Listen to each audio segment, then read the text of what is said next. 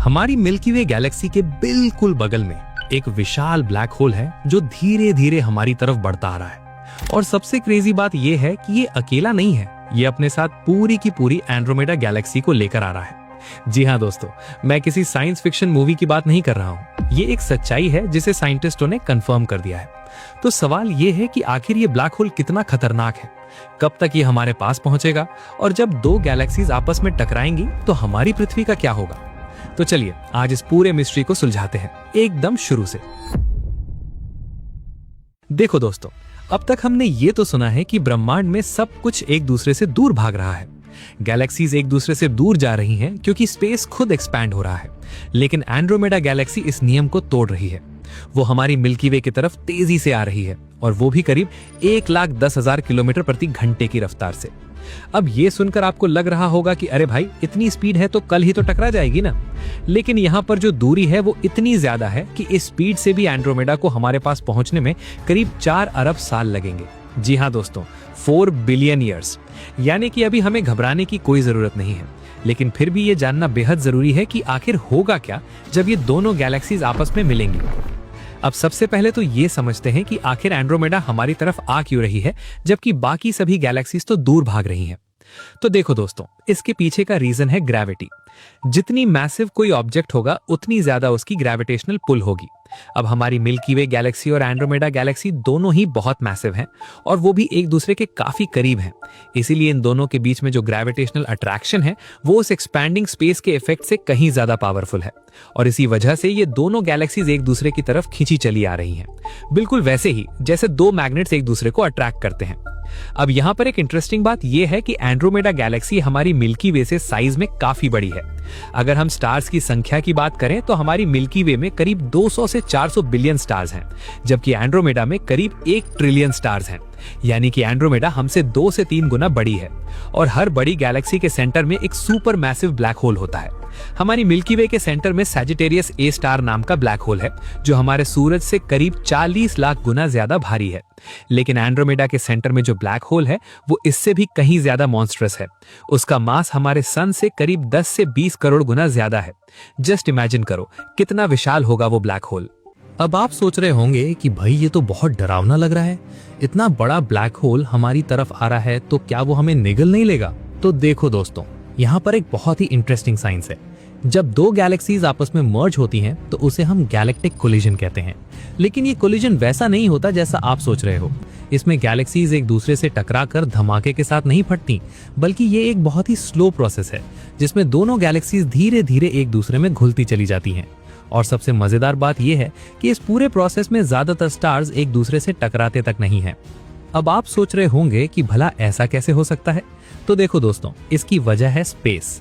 Galaxies में stars के बीच की दूरी इतनी ज्यादा होती है कि जब दो गैलेक्सीज मर्ज होती हैं तो ज्यादातर स्टार्स एक दूसरे के बीच से बस निकल जाते हैं बिना किसी टक्कर के। इसे ऐसे समझो कि अगर हमारे सूरज को एक फुटबॉल के साइज का मान लो तो सबसे नजदीकी स्टार प्रोक्सिमा सेंटोरी करीब 6000 किलोमीटर दूर होगा। तो जब इतनी दूरी है तो टकराने का चांस बहुत कम हो जाता है। लेकिन इसका मतलब ये नहीं कि कुछ होगा ही नहीं। जब दो गैलेक्सीज मर्ज होंगी तो उनके बीच में ग्रेविटेशनल इंटरैक्शंस होंगे जो बहुत सारे नए स्टार्स को बनने के लिए ट्रिगर करेंगे। देखो, जब दो गैलेक्सीज एक दूसरे के पास आती हैं तो उनके बीच में मौजूद गैस क्लाउड्स कंप्रेस होने लगते हैं ग्रेविटी की वजह से, और जब ये गैस क्लाउड्स कंप्रेस होते हैं तो उनमें से नए नए स्टार्स बनने लगते हैं। इसे साइंटिस्ट स्टार बर्स्ट कहते हैं। यानी कि गैलेक्टिक मर्जर के दौरान नए स्टार्स बनने की रेट काफी बढ़ जाती है। तो एक तरह से देखा जाए तो ये एक क्रिएटिव प्रोसेस भी है। अब बात करते हैं उन दोनों सुपर मैसिव ब्लैक होल्स की जो इन गैलेक्सीज के सेंटर में बैठे हैं। जब दो गैलेक्सीज मर्ज होती हैं तो उनके सेंटर में मौजूद ब्लैक होल्स भी एक दूसरे के करीब आने लगते हैं। शुरुआत में वो एक दूसरे के चारों ओर घूमने लगते हैं, बिल्कुल वैसे ही जैसे दो डांसर्स एक दूसरे के साथ डांस करते हैं, और फिर धीरे धीरे वो एक दूसरे के और भी करीब आते जाते हैं। इस प्रोसेस को साइंटिस्ट्स ब्लैक होल बाइनरी कहते हैं, और जब ये दोनों ब्लैक होल्स बहुत करीब आ जाते हैं तो वो आखिरकार मर्ज हो जाते हैं और एक बहुत ही विशाल ब्लैक होल बन जाता है। अब ये पूरा प्रोसेस इतना एनर्जेटिक होता है कि इसमें ग्रेविटेशनल वेव्स निकलती हैं जो पूरे स्पेस टाइम फैब्रिक को हिला देती हैं। इन ग्रेविटेशनल वेव्स को डिटेक्ट करने के लिए हमारे पास लीगो और विर्गो जैसे डिटेक्टर्स हैं जो इन वेव्स को मेजर कर सकते हैं। और साइंटिस्ट्स का कहना है कि जब हमारी मिल्की वे और एंड्रोमेडा के ब्लैक होल्स मर्ज होंगे तो उससे निकलने वाली ग्रेविटेशनल वेव्स इतनी पावरफुल होंगी कि हम उन्हें आराम से डिटेक्ट कर पाएंगे। बेशक वो घटना अभी से 4 बिलियन साल दूर है। अब यहाँ पर एक और इंटरेस्टिंग बात यह है कि जब ये दोनों गैलेक्सीज मर्ज होंगी तो हमारा सोलर सिस्टम कहाँ होगा। तो देखो दोस्तों, हमारा सोलर सिस्टम अभी मिल्की वे गैलेक्सी के एक आर्म में है जो सेंटर से करीब 26,000 लाइट ईयर्स दूर है। जब गैलेक्टिक मर्जर होगा तो सबसे ज्यादा एक्शन तो गैलेक्सी के सेंटर में होगा जहां ब्लैक होल्स हैं। हमारा सोलर सिस्टम तो काफी बाहरी इलाके में है तो हमें डायरेक्ट इफेक्ट कम ही होगा, लेकिन फिर भी हमारा सोलर सिस्टम अपनी जगह से शिफ्ट जरूर हो सकता है। हो सकता है कि ग्रेविटेशनल इंटरैक्शंस की वजह से हम गैलेक्सी के किसी दूसरे हिस्से में चले जाएं। और सबसे मजेदार बात यह है कि साइंटिस्ट्स का कहना है कि हमारे सोलर सिस्टम के किसी दूसरी गैलेक्सी में चले जाने के भी चांसेस हैं। जी हाँ दोस्तों, जब दो गैलेक्सीज मर्ज होती हैं तो कुछ स्टार सिस्टम्स एक गैलेक्सी से दूसरी गैलेक्सी में ट्रांसफर हो जाते हैं ग्रेविटेशनल स्लिंगशॉट इफेक्ट की वजह से। तो हो सकता है कि हमारा सोलर सिस्टम भी एंड्रोमेडा गैलेक्सी का हिस्सा बन जाए। कितना इंटरेस्टिंग है ना ये सब। अब बात करते हैं कि जब ये सब होगा तो हमारी पृथ्वी पर क्या असर होगा। तो देखो दोस्तों, जैसा कि मैंने बताया कि ये सब अभी से 4 बिलियन साल बाद होगा, तो पहली बात तो ये है कि क्या 4 बिलियन साल बाद भी पृथ्वी पर लाइफ होगी, क्योंकि साइंटिस्ट्स का कहना है कि हमारा सूरज अभी से करीब 5 बिलियन साल और जिंदा रहेगा, लेकिन अभी से करीब 1 बिलियन साल बाद ही वो इतना गर्म हो जाएगा कि पृथ्वी पर का पानी उबलने लगेगा और लाइफ खत्म हो जाएगी। तो 4 बिलियन साल बाद तो पृथ्वी पर वैसे भी कोई लाइफ नहीं होगी। लेकिन चलो मान लेते हैं कि किसी तरह इंसान सरवाइव कर गए और किसी दूसरे प्लैनेट पर शिफ्ट हो गए, तो उस केस में जब गैलेक्टिक मर्जर होगा तो आसमान में नजारा बिल्कुल बदल जाएगा। अभी हम रात में जो आसमान देखते हैं उसमें हमें अपनी मिल्की वे गैलेक्सी के स्टार्स दिखते हैं, लेकिन जब एंड्रोमेडा करीब आने लगेगी तो वो आसमान में एक बड़े से स्पाइरल शेप में नजर आने लगेगी, और जैसे जैसे वो पास आती जाएगी वो और भी बड़ी दिखने लगेगी। और फिर जब दोनों गैलेक्सीज मर्ज होने लगेंगी तो आसमान में एक अद्भुत नजारा दिखेगा, 2 स्पाइरल गैलेक्सीज एक दूसरे में घुलती हुई।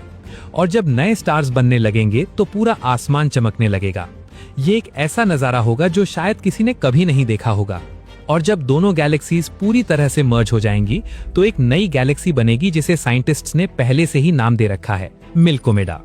ये नाम मिल्की वे और एंड्रोमेडा को मिलाकर बना है, और ये मिल्कोमेडा गैलेक्सी एक इलिप्टिकल गैलेक्सी होगी, यानी कि एक अंडाकार शेप की गैलेक्सी। अभी हमारी मिल्की वे एक स्पाइरल गैलेक्सी है जिसमें आर्म्स हैं, लेकिन मर्जर के बाद वो शेप बदल जाएगी और ये मिल्कोमेडा गैलेक्सी साइज में बहुत बड़ी होगी, क्योंकि इसमें दोनों गैलेक्सीज के स्टार्स होंगे। अब यहाँ पर एक और बात समझते हैं, जब 2 गैलेक्सीज मर्ज होती हैं तो क्या उनके सारे स्टार्स बच जाते हैं? तो देखो दोस्तों, ज्यादातर स्टार्स तो बच जाते हैं, क्योंकि जैसा मैंने बताया कि वो एक दूसरे से टकराते नहीं हैं। लेकिन कुछ स्टार्स को गैलेक्सी से बाहर फेंक दिया जाता है ग्रेविटेशनल इंटरैक्शंस की वजह से। इन्हें साइंटिस्ट्स हाइपर वेलोसिटी स्टार्स कहते हैं, क्योंकि ये बहुत तेज स्पीड से गैलेक्सी से बाहर की तरफ निकल जाते हैं। तो हो सकता है कि हमारा सूरज भी ऐसे ही किसी हाइपर वेलोसिटी स्टार के रूप में गैलेक्सी से बाहर फेंक दिया जाए, और फिर हम इंटरगैलेक्टिक स्पेस में होंगे जहां आसपास कोई स्टार नहीं होगा। अब बात करते हैं कि साइंटिस्ट को कैसे पता चला कि एंड्रोमेडा हमारी तरफ आ रही है। तो देखो दोस्तों, इसके लिए साइंटिस्ट डॉपलर इफेक्ट का इस्तेमाल करते हैं। जब कोई ऑब्जेक्ट हमारी तरफ आता है तो उससे आने वाली लाइट ब्लू शिफ्ट हो जाती है, यानी कि उसकी वेवलेंथ कम हो जाती है। और जब कोई ऑब्जेक्ट हमसे दूर जाता है तो उससे आने वाली लाइट रेड शिफ्ट हो जाती है। तो जब साइंटिस्ट ने एंड्रोमेडा से आने वाली लाइट को स्टडी किया तो उन्होंने पाया कि वो ब्लू शिफ्टेड है। इससे उन्हें पता चला कि एंड्रोमेडा हमारी तरफ आ रही है, और फिर उन्होंने कैलकुलेट किया कि वो किस स्पीड से आ रही है और कब हमसे टकराएगी। और अब आखिर में एक सबसे इंपॉर्टेंट सवाल, क्या हम इस गैलेक्टिक कोलिजन को रोक सकते हैं? तो देखो दोस्तों, इसका जवाब बिल्कुल साफ है, नहीं। ये जो फोर्सेस काम कर रहे हैं वो इतने विशाल हैं कि हम इंसानों की बस की बात नहीं है कि इन्हें रोक सकें। ये गैलेक्सीज जो एक दूसरे की तरफ खींची चली आ रही हैं, वो अरबों खरबों स्टार्स की ग्रेविटी की वजह से हो रहा है।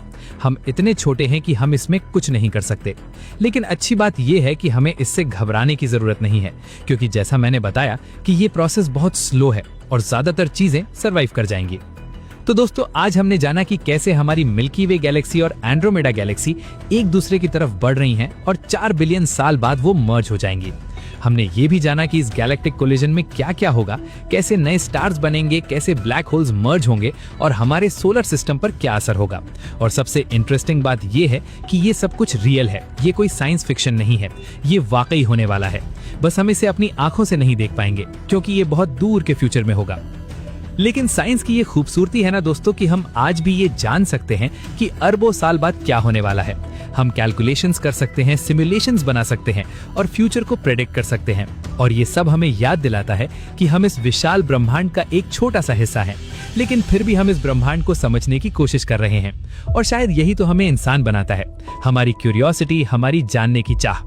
तो दोस्तों, अगर आपको ये वीडियो पसंद आया तो लाइक जरूर करना और सब्सक्राइब करना मत भूलना, ताकि आगे आने वाली ऐसी ही इंटरेस्टिंग वीडियोस आप मिस न करो।